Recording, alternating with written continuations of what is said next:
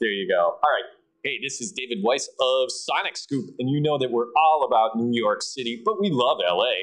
But we love San Francisco just a little bit more, and that's why we're really glad to have Steve Massey here from Massey Plugins, which is based in that beautiful city with the Golden Gate Bridge. And we are glad that Steve is visiting us here in New York City for the last few days. He's dropped in, and if you are not familiar with Massey Plugins, and you should be, he is creating some of the most favorite, cultish, getting bigger plugins that Pro Tools mixers like to use to make their stuff sound better when they're mixing, when they're mastering too, maybe, right? Yeah, a little bit.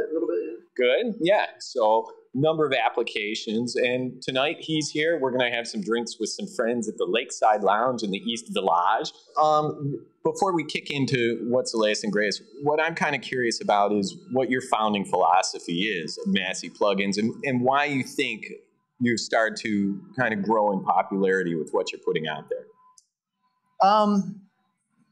My founding philosophy, I think,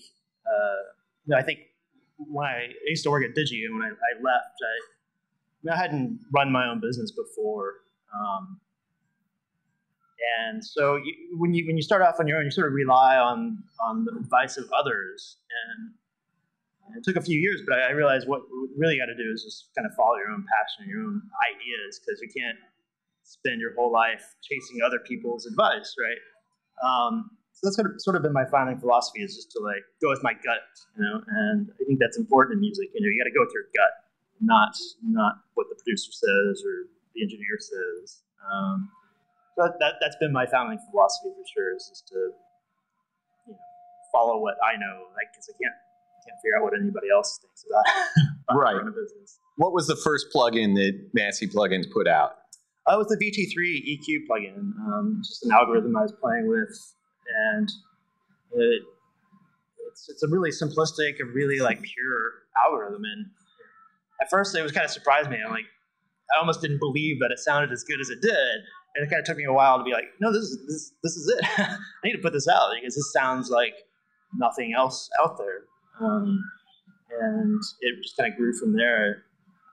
I definitely was very deliberate with putting that out to make it very simplistic and very user-friendly. I kind of born out of conversations with engineers. I realized that a lot of the vintage gear that people seek, I think they seek it because it's old or it has some mystique.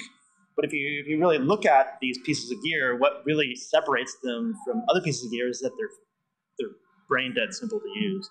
An LA2A that has 2 knobs and a switch, and that's why it's vintage. Not because it's old, but because it works brilliantly. So that's been a big philosophy of mine, to follow that vintage model, but not because it's old, but because it's easy to use. Because it works. Right.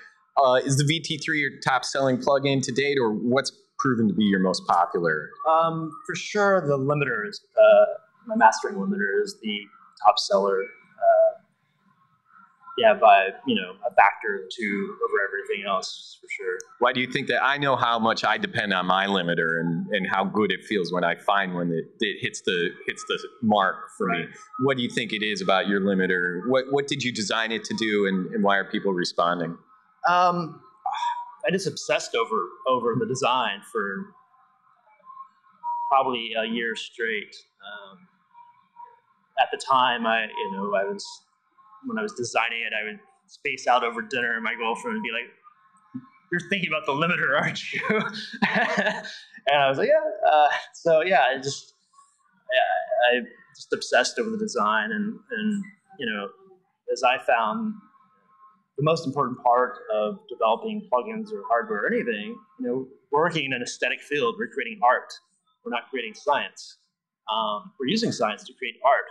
But you have to listen to the things that you create, and you have to really use your ears, and ultimately that's what matters. And so I think that's why people are responding to it, because I really, really listen to it while also applying a lot of math.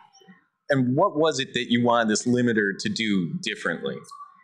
I listened to a lot of the competitors, and a lot of them just, for lack of a better word, pumped and breathed too much.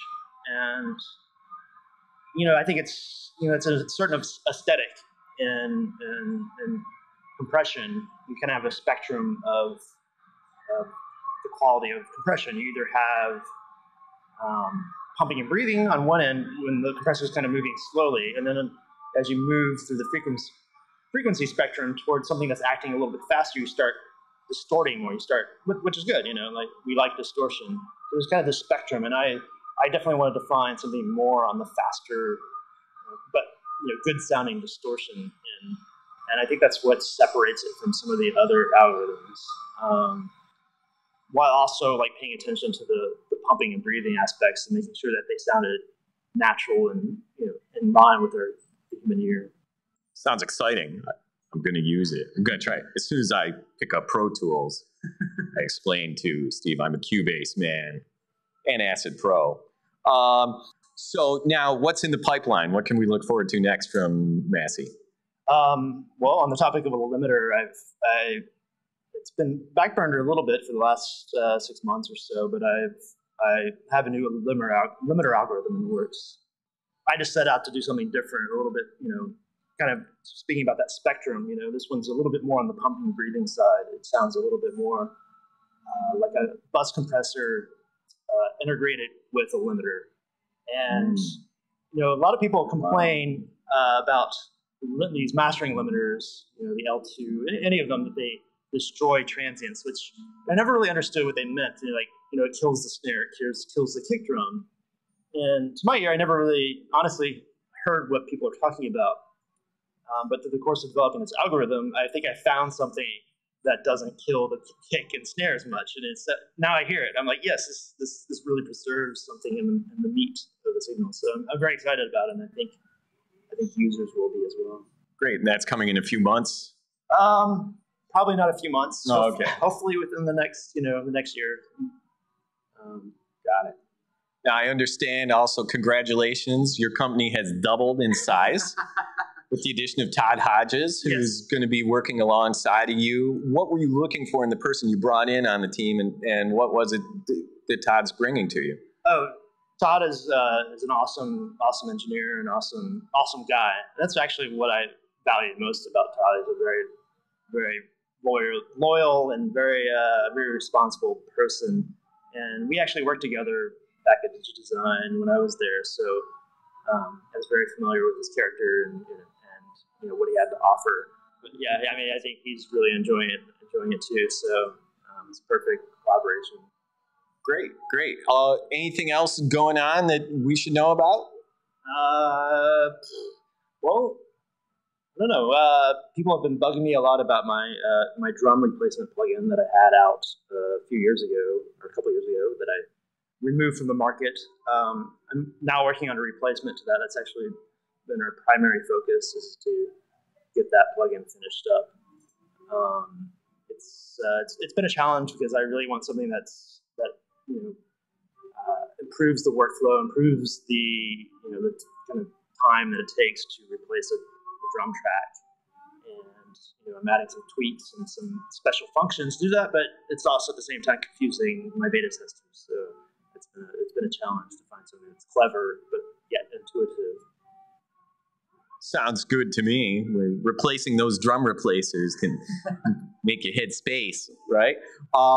Okay, last thing. When you're in New York City and you're not having drinks down the East Village, what else do you like to do? I just love wandering around in the city. It's kind of like blows your mind how active and how gigantic the city is. It's like Mardi Gras every weekend. Nice. We agree. All right. So on that note, everybody, use your audio responsibly. So good to have you here with us at SonicScoop. Visit Steve Massey at Massey Plugins. Visit us at SonicScoop.com. See ya.